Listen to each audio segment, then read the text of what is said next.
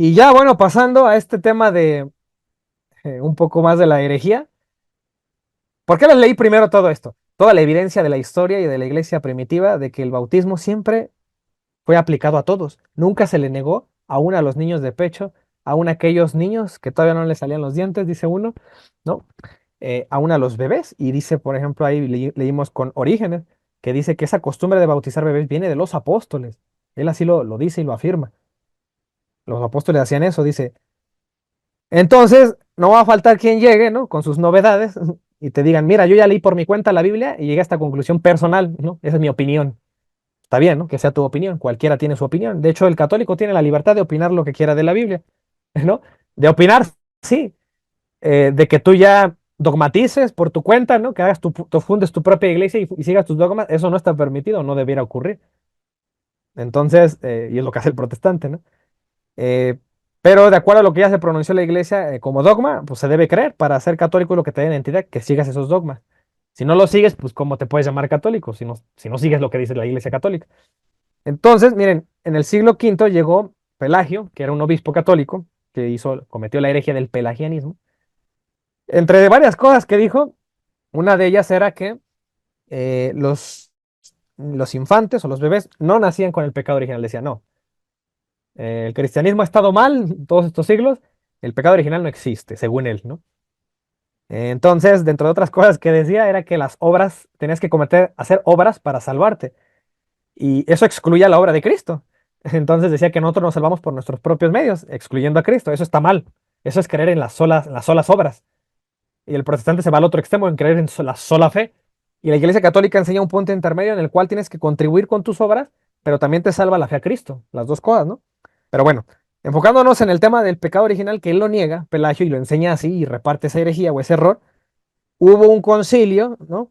Que ahí hubo en Cartago, en África, en el norte de África, en otra ciudad que se llama Melvis, si mal no recuerdo.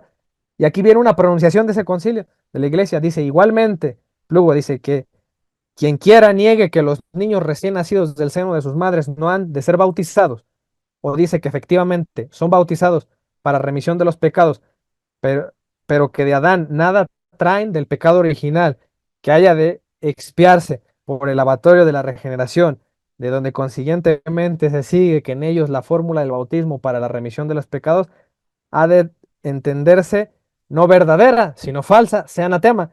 Lo proclama un anatema este concilio. ¿Por qué?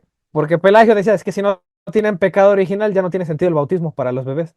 No, no es necesario bautizarlos. Esa era una consecuencia de creer eso. Y por eso este concilio se pronuncia y dice que eso es falso. Dice, porque lo que dice el apóstol, por un solo hombre entró el pecado en el mundo y por el pecado la muerte y así todos los hombres pasó por cuanto en aquel todos pecaron. Aquí justifican con este versículo la existencia del pecado original. Por un hombre entró el pecado a toda la humanidad con Adán. Y lo vimos también en el Salmo 51:5, ¿no? Que también lo leí hace rato. Dice, no de otro modo ha de entenderse que como siempre lo entendió la Iglesia Católica por el mundo difundida, porque por esta regla de la fe, aún los niños pequeños que todavía no pudieron cometer ningún pecado por sí mismos, son verdaderamente bautizados para la remisión de los pecados, a fin de que por la regeneración se limpie en ellos lo que por la generación contrajeron. Entonces, ¿por qué les doy esta evidencia? Para que se den cuenta que desde hace muchos siglos ya quedó resuelto eso, pero como el protestantismo viene a tumbar la autoridad, y cada uno vuelve otra vez a leer la Biblia por su cuenta, entonces se reavivan las herejías que ya habían quedado resueltas por la iglesia. Por eso te vas a encontrar protestantes que te van a decir, incluso se atreven a decir que ciertos pasajes de la Biblia no son palabra de Dios. ¿No? Los pentecostales dicen eso, dicen que el Evangelio de Mateo al final, eso que dice que bautizan en el nombre del Padre y del Hijo y del Espíritu Santo, dicen que eso es falso, que eso lo agregó la iglesia católica, se lo inventó posteriormente y eso no es palabra de Dios. Que la coma Juan y caigan en primera de Juan 5:7, donde dice, ¿no? Que tres dan testimonio en el cielo, el Padre, el Hijo, el Espíritu Santo. Eso es un agregado de la Iglesia Católica. Eso no es palabra de Dios, ¿no? Entonces, dense cuenta cómo el protestantismo vino a corromper el cristianismo que venía dándose, ¿no? Entonces, empiezan a aventarse un buen de doctrinas que jamás se han hecho, se han creído el arrebato, por ejemplo, y a reinterpretar todo porque como tumbaron el cimiento, tumbaron la autoridad, entonces la iglesia ya había herejes que decían esas cosas y la iglesia ya se pronunció, ya lo resolvió. ¿Por qué otra vez hay sectas que siguen diciendo lo mismo, que no hay pecado original y por eso no hay que bautizar a niños? Bueno, pues porque así es la naturaleza del protestantismo, es una anarquía, es una rebeldía. Cada quien lea la Biblia y la entienda como pueda, sin importarles, ¿no? El cristianismo histórico.